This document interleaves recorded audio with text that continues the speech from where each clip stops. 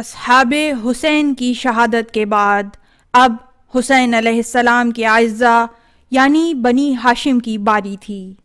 حقیقت میں اصحاب کی وفاداری کا یہ ایک حیرت انگیز کارنامہ تھا کہ جب تک ان میں ایک بھی باقی رہا انہوں نے بنی ہاشم میں سے کسی ایک فرد کو بھی کوئی غزن نہیں پہنچنے دیا۔ حالانکہ اس درمیان میں جنگ مغلوبہ بھی ہوئی، تیروں کی بارش بھی ہوئی، مگر ان سب میں کوئی ایک زخم بھی کسی ایک ہاشمی جوان یا بچے کو لگنے کا تاریخ میں پتہ نہیں ہے۔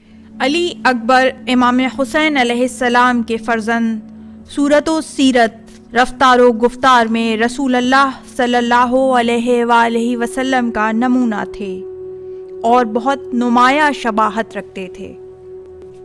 آپ صبح عاشور ہی سے بے چین تھے کہ میدان جہاد میں جا کر ہاشمی شجاعت کے جوہر دکھائیں، مگر حسینی تدبر نے جو نظام عمل قائم کر دیا تھا اس میں در اندازی کا کسی کو حق نہ تھا۔ جب سب اصحاب شہید ہو چکے تو سب سے پہلے علی اکبر نے اذن جہاد طلب کیا۔ امام علیہ السلام نے اپنے فرزند کو نرغہ آدھا میں بھیجنے کے متعلق پس و پیش تو نہیں کیا، مگر دل کی بے چینی نے جذبات میں تلاطم ضرور پیدا کر دیا۔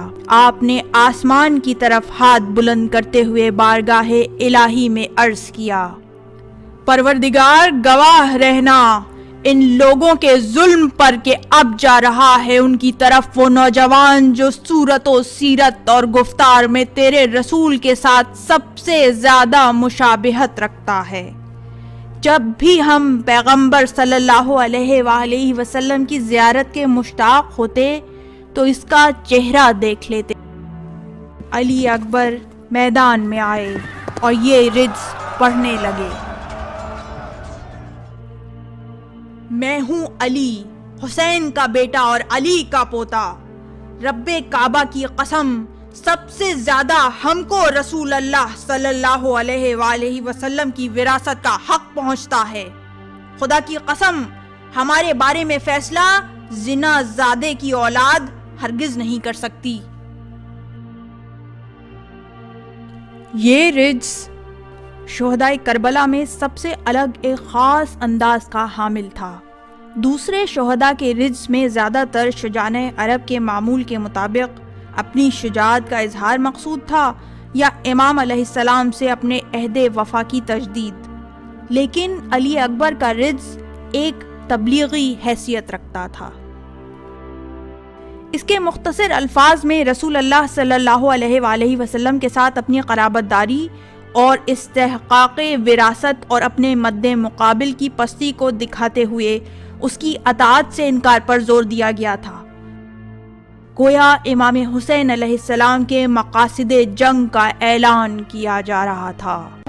جناب علی اکبر نے آگے بڑھ بڑھ کر کئی حملے کیے اور برابر حق کے متعلق اشعار پڑھ رہے تھے۔ اس شدید جنگ میں آپ خود بھی بہت زخمی ہو گئے تھے، مگر پھر بھی پے در پے حملے کیے جاتے تھے۔ فوج مخالف کے ایک شخص مرہ بن منقص بن نعمان عبدی نے اپنے ساتھیوں سے کہا، اگر اب کی مرتبہ اس جوان نے پھر حملہ کیا اور میری طرف سے گزرا تو میں ضرور اس کے باپ کو اس کے غم میں مبتلا کروں گا۔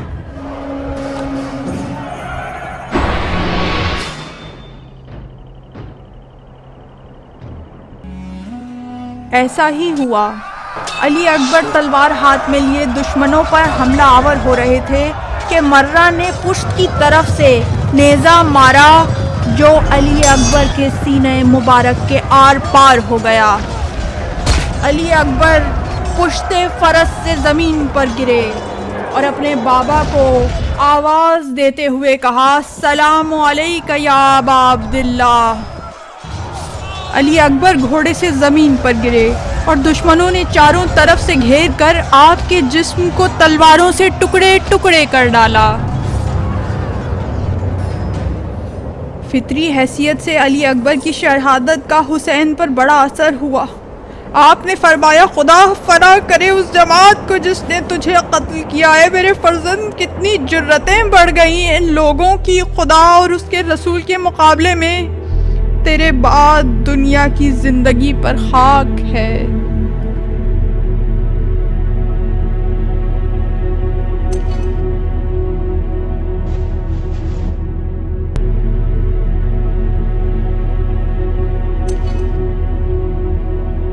آپ نوجوانان بنی ہاشم کی طرف متوجہ ہوئے اور فرمایا کہ اٹھاؤ اپنے بھائی کی لاش۔ سب نوجوان اور بچے آگے بڑھے